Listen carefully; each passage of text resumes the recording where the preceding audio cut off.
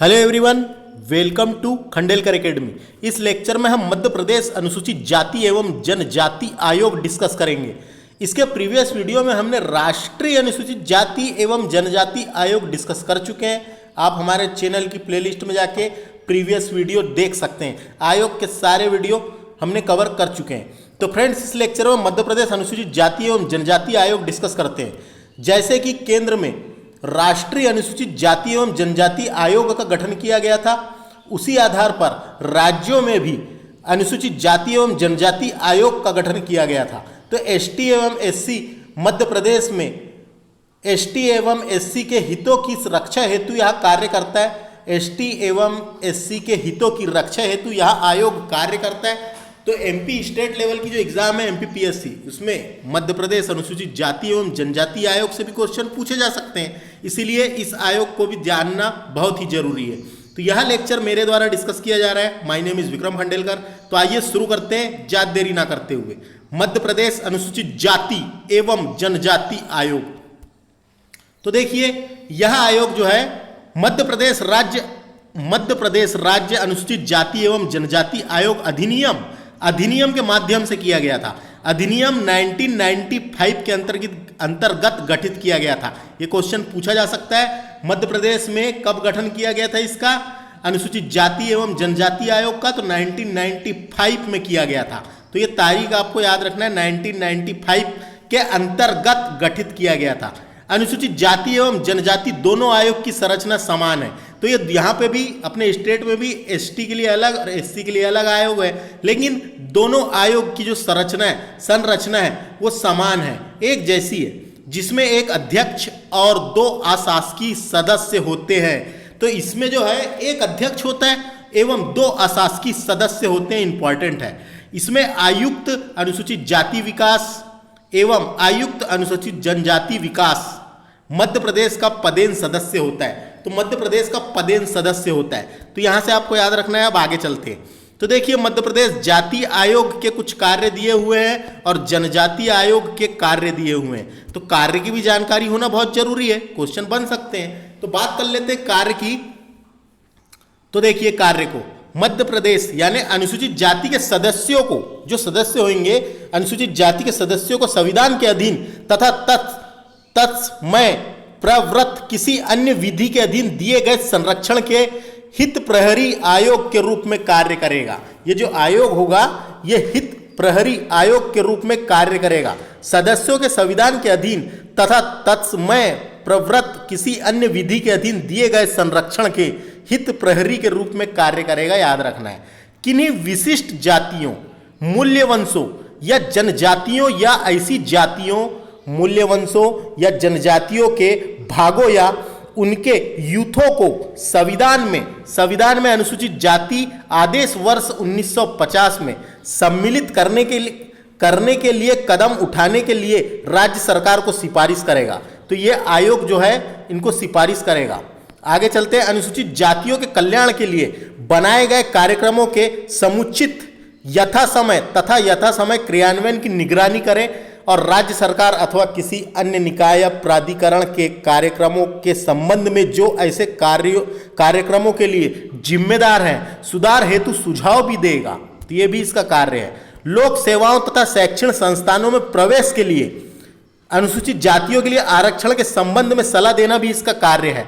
आरक्षण के संबंध में सलाह देना भी इस आयोग का कार्य है। ऐसे कृत्यों का पालन करना जो राज्य सरकार द्वारा आयोग को प्रदान किए गए हैं।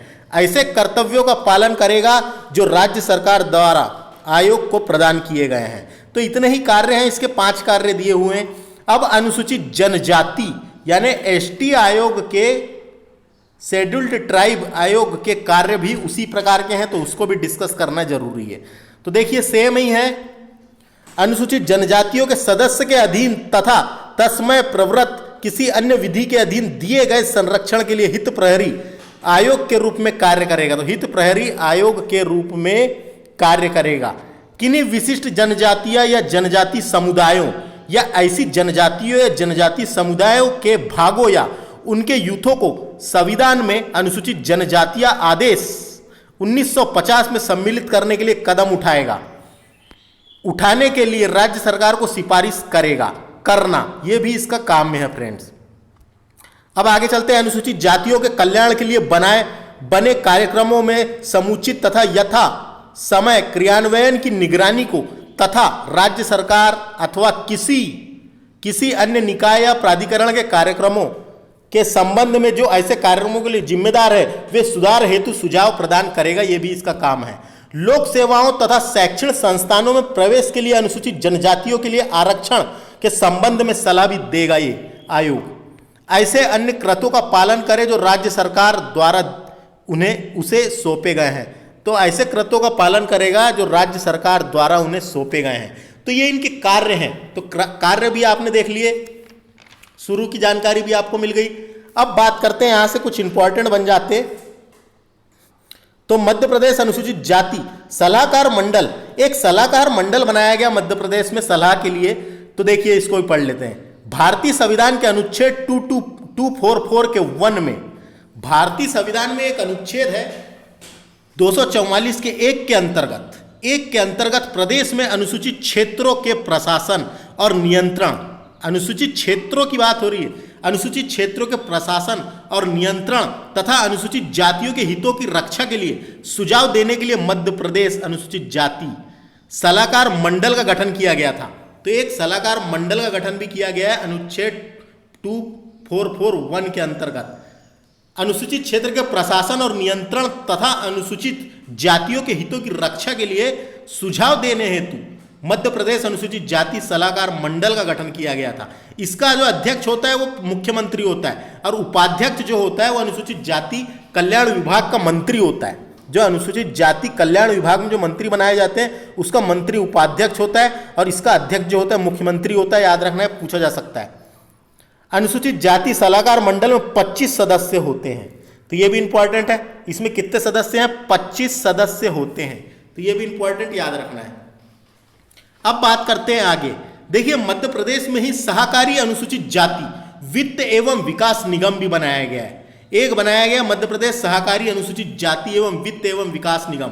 तो ये क्या है? मध्य प्रदेश में अनुसूचित जाति के परिवारों को व्यवसाय हेतु आर्थिक ऋण एवं अनुदान सहायता उपलब्ध कराने के उद्देश्य से 1979 में मध्य प्रदेश सहकारी अनुसूचित जाति वित्त एवं विकास निगम का गठन किया गया था। तो ये इंपॉर्टेंट है, आ सकता है इसकी स्थापना। मध्य प्रदेश सहकारी अनुसूचित जाति वित्त एवं विकास निगम का गठन 1979 में मध्य प्रदेश में किया गया। इंपॉर्टेंट है। अब बात करते हैं थोड़ा सा आगे। तो मध्य प्रदेश में आदिम जाति मंत्राणा परिषद का भी गठन किया गया है। मध्य प्रदेश में आदिम जाति मंत्राणा परिषद का भी गठन किया गया है। तो वर्ष 1957 में संविधान के अनुच्छेद 244(1) के अंतर्गत प्रदेश में अनुसूचित क्षेत्रों के प्रशासन व नियंत्रण तथा अनुसूचित जनजातियों के हितों की संरक्षण के सुझाव देने के लिए मध्य प्रदेश आदिम जाति मंत्राणा परिषद का गठन किया गया है। तो ये गठन भी किया गया 1957 में। मध्य प्रदेश आदिम जाति मंत्राणा परिषद का गठन किया गया था, जिसे 8 सितंबर 2014 को पुनर्गठन कर दिया गया, रीऑर्गेनाइजेशन कर दिया गया। उसका पुनर्गठन करा गया कब? 8 सितंबर 2014 को। तो ये इंपॉर्टेंट है, बन जाते हैं क्वेश्चन। 1957 में गठन किया गया, फिर पुनर्गठन किया गया 8 सितंबर 2014 को। तो याद रखना है मध्य प्रदेश में आदिम जाति मंत्राणा परिषद का भी गठन किया गया है। अब बात करते हैं आगे। मध्य प्रदेश में आदिवासी वित्त एवं विकास निगम का भी गठन किया गया है। तो मध्य प्रदेश में आदिवासी वित्त एवं विकास निगम की स्थापना कंपनी अधिनियम 1956 की धारा 25 के अंतर्गत 29 सितंबर 1994 को किया गया। तो ये तारीख इंपॉर्टेंट है। 29 सितंबर 1994 को मध्य प्रदेश आदिवासी वित्त एवं विकास निगम की स्थापना की गई। इसका उद्देश्य जो है वो जनजाति समाज को आर्थिक, सामाजिक एवं शैक्षणिक विकास करना है। इसका जो उद्देश्य है वो जनजाति समाज का आर्थिक, सामाजिक एवं शैक्षणिक विकास करना है। शोषण जो होते हैं उसको समाप्त करना है तथा गरीबी रेखा से उन्हें ऊपर उठाना है। गरीबी रेखा से ऊपर उठाना है। तो ये तारीख आ सकती है, याद रखना है। बात करते हैं परीक्षा विशेष की, कुछ बात की गई है यहाँ पे। जो परीक्षा के लिए इंपॉर्टेंट है, तो इसको देख लेते हैं। तो देखिए, विमुक्त, घुमक्कड़ और अर्ध घुमक्कड़ जनजातियों के कल्याण के लिए मध्य प्रदेश शासन द्वारा 22 जून 2011 को विमुक्त, घुमक्कड़ एवं अर्ध घुमक्कड़ जनजाति कल्याण विभाग का गठन किया गया था। तो कब किया गया इसका गठन? 22 जून 2011 को विमुक्त, घुमक्कड़ एवं अर्ध घुमक्कड़ जनजाति कल्याण विभाग का गठन किया गया था। तो इंपॉर्टेंट है, तारीख पूछी जा सकती है। मध्य प्रदेश राज्य विमुक्त, घुमक्कड़ एवं अर्ध घुमक्कड़ जाति अभिकरण का गठन 1996 को कर दिया गया एवं इसके विनिमय वर्ष 1995 के नाम से पंजीकृत करवाए गए थे तथा 12 सितंबर 2013 को विमुक्त, घुमक्कड़ एवं अर्ध घुमक्कड़ जनजाति विकास संचालनालय का गठन किया गया था। फ्रेंड्स याद रखना, ये 12 सितंबर 2013 को किया गया इसका गठन। तो ये परीक्षा विशेष की कुछ जानकारी थी जो जरूरी है। अब बात करते हैं, सार देख लेते हैं इसका। तो देखिए, मध्य प्रदेश राज्य अनुसूचित जाति आयोग का सार यहां पे दिया हुआ है, national commission for scheduled caste. इनसे यहीं से क्वेश्चन बनेंगे। तो डायरेक्ट पूछेगा स्थापना कब हुई? 1995 के अधिनियम के तहत की गई थी, इसलिए 1995 ये तारीख याद रखना है। मुख्यालय कहां पर है? तो राज्य वाला है, राज्य मध्य प्रदेश अनुसूचित जाति आयोग, तो इसका मुख्यालय भोपाल में है, याद रखना है। इसकी संरचना कैसी है? तो एक अध्यक्ष और 2 अशासकीय सदस्य, अभी पढ़े थे अपन ने शुरू में। इसका कार्यकाल 3 वर्ष का होता है, बिल्कुल याद रख लेना है आपको। नियुक्ति जो है राज्य सरकार द्वारा की जाती है, जो नियुक्ति होती है वो राज्य सरकार द्वारा की जाती है। पद मुक्त कैसे कर सकते हैं ये? तो अपना त्याग पत्र देकर अपना पद छोड़ सकते हैं, पद मुक्त कर सकते हैं। अब बात करते हैं यहाँ पे मध्य प्रदेश राज्य अनुसूचित जनजाति आयोग का संक्षिप्त सार दिया हुआ है। तो वो जाति आयोग का था, ये जनजाति आयोग का है, तो दोनों को याद रखना जरूरी है। अब बात करते हैं इसका गठन कब हुआ था। तो इसका गठन जो है 1995 में ही किया गया था। मध्य प्रदेश राज्य अनुसूचित जनजाति आयोग अधिनियम 1995 के अंतर्गत 1995 में इसका गठन किया गया था। इसका भी मुख्यालय भोपाल में है। इसकी भी संरचना सेम है, एक अध्यक्ष और 2 अशासकीय सदस्य होते हैं। इसका भी कार्यकाल सेम है, 3 वर्ष जैसा उसका था। काहे कि इसकी संरचना समान ही है, एक जैसी ही है। नियुक्ति राज्य सरकार द्वारा की जाती है। पद मुक्त कैसे कर सकते हैं ये? तो त्याग पत्र द्वारा दे सकते हैं। राज्य सरकार उन्हीं आधार पर हटा सकती है जिन आधार पर अनुसूचित जाति आयोग के सदस्यों को हटाती है। वेतन, भत्ते और पेंशन जैसे ही विहित की जाएगी, तो जैसे राज्य सरकार चाहेगी वैसे ही विहित की जाएगी। वेतन, भत्ते और पेंशन सेवा शर्तें जो हैं ये राज्य सरकार